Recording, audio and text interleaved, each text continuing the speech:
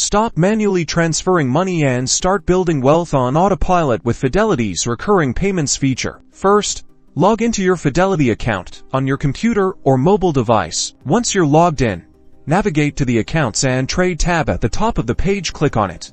A drop-down menu will appear from this menu. Select Transfer. This will take you to the transfer page.